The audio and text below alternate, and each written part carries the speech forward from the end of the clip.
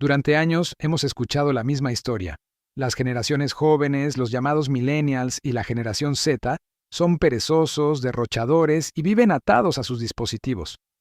El estereotipo es que se gastan su dinero en lujos triviales como el famoso pan tostado con aguacate, en lugar de ahorrar para comprar una casa. Pero, ¿qué sucede si esa narrativa es fundamentalmente falsa? ¿Y si el problema no está en sus hábitos de gasto, sino en un cambio tectónico en la economía global y, crucialmente, en la latinoamericana, que ha reescrito las reglas del juego financiero? En Top Tips Finanzas, nos adentramos en la cruda realidad de los números para responder a una pregunta clave. ¿Las generaciones actuales realmente lo tienen más difícil que los baby boomers cuando tenían 20 o 30 años? Vamos a desglosar el poder adquisitivo, el costo de la vivienda y la deuda educativa, todo con datos contundentes y recientes. El desplome del poder adquisitivo. Comencemos con el motor de toda la economía, el poder de compra. El guión de inspiración mencionaba una caída del 86% en el poder adquisitivo de las nuevas generaciones comparado con los baby boomers en Estados Unidos. Aunque esa cifra es específica para ese país, la tendencia en Latinoamérica es innegable. Mientras que en países como México, la inflación ha sido relativamente controlada comparada con décadas pasadas, el crecimiento de los salarios reales ha sido históricamente lento. Pensemos en el periodo entre 1995 y el 2015, una época de ajustes estructurales donde los salarios, aunque estables nominalmente, luchaban por seguirle el paso a la canasta básica y al costo de los bienes importados. Un dato que lo resume todo. Según la Organización Internacional del Trabajo, en la última década, el crecimiento promedio de los salarios reales en América Latina y el Caribe ha sido anémico, en muchos casos, apenas superando el 1% anual, una miseria frente al vertiginoso aumento del costo de vida en las grandes ciudades. Esto significa que a una persona de 25 años hoy le cuesta mucho más esfuerzo, en términos de horas de trabajo, llenar el tanque de gasolina o hacer el supermercado que a sus padres en la misma etapa de su vida. La sensación de estancamiento salarial es una realidad palpable que erosiona ese poder de compra, forzando a muchos a depender de la economía informal o de múltiples trabajos. Vivienda, la gran barrera generacional. El activo financiero más importante y la forma principal de generar riqueza familiar, la vivienda, se ha convertido en el principal obstáculo para las nuevas generaciones. El guión de inspiración usaba la métrica de la relación precio de vivienda-ingreso, que es el número de años de ingreso medio que se necesitan para comprar una casa media. En Estados Unidos, esta relación se ha disparado a niveles nunca vistos. En Latinoamérica, la situación es crítica. En capitales como Ciudad de México, Lima, Santiago o Bogotá, esta relación es, en muchos casos, aún más desfavorable, impulsada por la gentrificación, la inversión extranjera y la escasez de tierra urbanizada. Tomemos como ejemplo la Ciudad de México. En el año 2024, el precio promedio de una vivienda en colonias de clase media puede rondar los 3.500.000 pesos mexicanos o incluso más. Si el ingreso promedio de un hogar joven de clase media-baja ronda los 20.000 pesos mensuales, es decir, 240.000 pesos anuales, la relación precio de vivienda-ingreso supera el 14:1. 14 años de salario íntegro para pagar la casa. Comparemos esto con la experiencia de los baby boomers de la región. Durante las décadas de 1970 y 80, las políticas de vivienda a menudo incluían subsidios gubernamentales directos y planes de financiamiento a largo plazo con tasas de interés controladas. En México, el surgimiento de instituciones como el Infonavit en 1972 permitió a millones de trabajadores acceder a crédito hipotecario con plazos y condiciones mucho más favorables. Para sus padres o abuelos, era factible que esa relación estuviera entre 4 y 7. Hoy, el acceso a una hipoteca requiere ingresos familiares muy altos y un enganche que para muchos es una quimera.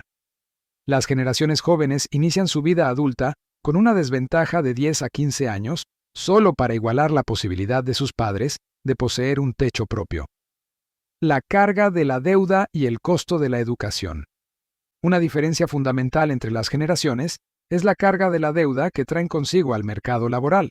Mientras que la deuda de consumo y los préstamos automotrices están en máximos históricos a nivel global, en Latinoamérica, la deuda educativa está creciendo aceleradamente, aunque no con las cifras astronómicas de Estados Unidos, sino con un impacto aún más corrosivo en las finanzas personales. El guión de inspiración destacaba que la deuda estudiantil en Estados Unidos es una crisis de 1.7 billones de dólares. En nuestra región, el problema se manifiesta de otra manera: el alto costo de las universidades privadas debido al deterioro de la educación pública. En muchos países de Latinoamérica, la presión por obtener un título de una universidad de prestigio, la mayoría de las cuales son privadas, es inmensa.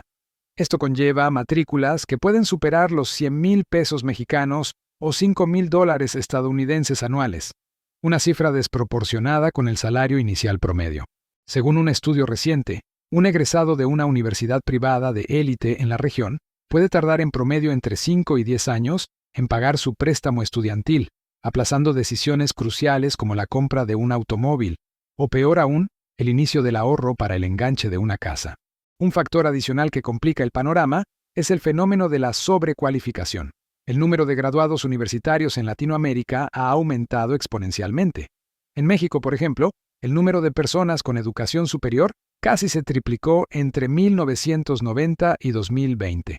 Esto significa más competencia por los mismos puestos, lo que presiona los salarios a la baja para los recién egresados. Ya no es suficiente tener un título, ahora se exige experiencia y posgrados, una espiral de costos sin garantía de retorno. El efecto cangrejo: vivir con los padres por necesidad.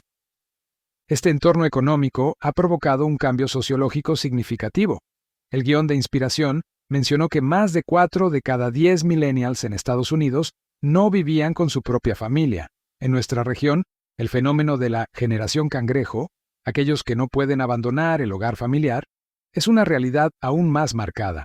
Las cifras varían por país, pero en grandes ciudades de México, por ejemplo, la edad promedio para dejar el hogar de los padres ha aumentado, situándose cerca de los 30 años para muchos jóvenes urbanos. Esto no es un signo de comodidad o pereza, sino una estrategia de supervivencia financiera. Al vivir en casa, el joven puede ahorrar hasta el 30% de su ingreso, que de otra forma se destinaría al alquiler, un porcentaje que es vital para pagar deudas o, idealmente, comenzar un ahorro. Más allá de la deuda, el auto como símbolo de riesgo. El auto es otro punto de inflexión. En las décadas de 1960 y 70, la compra de un automóvil era un signo de movilidad social, y a menudo se financiaba a tasas más manejables. Hoy, el costo de los vehículos ha escalado y las condiciones de crédito se han endurecido. El guión señalaba que el pago promedio de un auto en Estados Unidos es de $716 al mes. En nuestra región, la tendencia es similar.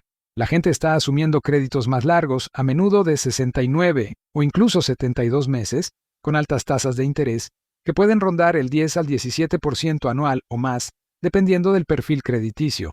Este endeudamiento automotriz, sumado al alza en los precios de la gasolina, que en países como México ha subido cerca del 60% en la última década, significa que el transporte es una carga pesada que consume una porción desproporcionada del salario de las nuevas generaciones. La ruta para revertir la situación. Estrategias financieras inteligentes.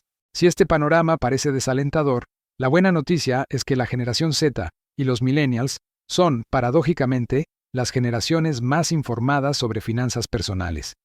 La clave está en aplicar esa inteligencia de manera estratégica. 1. Reajusta la regla del 30% para la vivienda. La vieja regla dicta que el alquiler o el pago hipotecario no debe superar el 30% de tu ingreso bruto. Para los que viven en ciudades caras, esta regla es obsoleta. Si te ves obligado a superarla, digamos al 40%, debes compensar drásticamente en otras áreas. Elimina la deuda de alto interés. Las tarjetas de crédito y los préstamos personales con tasas superiores al 20% anual deben ser tu prioridad número 1. Cada peso que pagas en intereses es un peso que no va a tu inversión ni a tu ahorro. Sé implacable con el gasto hormiga. Sí, el pan de aguacate no es el problema, pero sí lo es la suma de los pequeños gastos diarios que se hacen por conveniencia, como el café diario o las suscripciones innecesarias. Crea un presupuesto y cúmplelo. 2. Invierte. Constantemente y de forma temprana. Aquí es donde las generaciones jóvenes tienen una ventaja que sus padres no tuvieron: la tecnología y el acceso. El guión destacaba el poder de la cuenta Roth IRA en Estados Unidos. En Latinoamérica, el equivalente es el ahorro para el retiro a través de las Afores, complementado con instrumentos de inversión de bajo costo y alto rendimiento, como los ETFs, fondos cotizados en bolsa, o fondos indexados que replican el comportamiento de mercados globales. Invertir incluso 2,000 pesos mexicanos o alrededor de $100 al mes de manera consistente en un instrumento que ofrezca un rendimiento promedio del 10% anual, ajustado a la realidad de los mercados globales a largo plazo, puede generar un capital impresionante. Si un joven de 25 años invierte 1,000 pesos mensuales y obtiene ese 10% de rendimiento, en 40 años tendrá más de 5 millones de pesos mexicanos.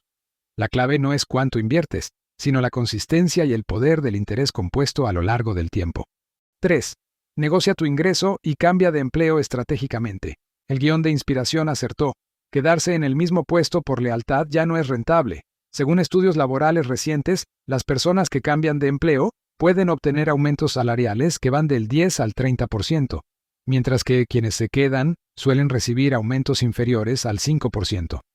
La mentalidad debe ser la de un jugador de ajedrez. Desarrolla habilidades de alta demanda. Invierte en educación continua en áreas con alto crecimiento y escasez de talento, como la programación, la ciencia de datos o la gestión de proyectos con metodologías ágiles. Negocia. Siempre. Investiga el rango salarial para tu puesto y tu nivel de experiencia en el mercado actual y no aceptes la primera oferta. La negociación salarial es la inversión de tiempo más rentable que puedes hacer. Conclusión. Las estadísticas son claras.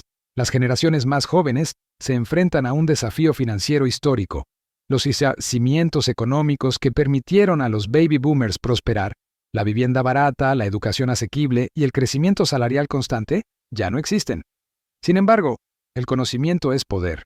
Reconocer que el juego ha cambiado permite implementar estrategias de inversión y ahorro mucho más agresivas y proactivas que las que funcionaron para la generación anterior. La generación actual no es perezosa, simplemente necesita un plan de ataque más sofisticado para navegar la economía del siglo XXI. En Top Tips Finanzas, creemos que con disciplina, información y una estrategia inteligente, el éxito financiero es más que posible.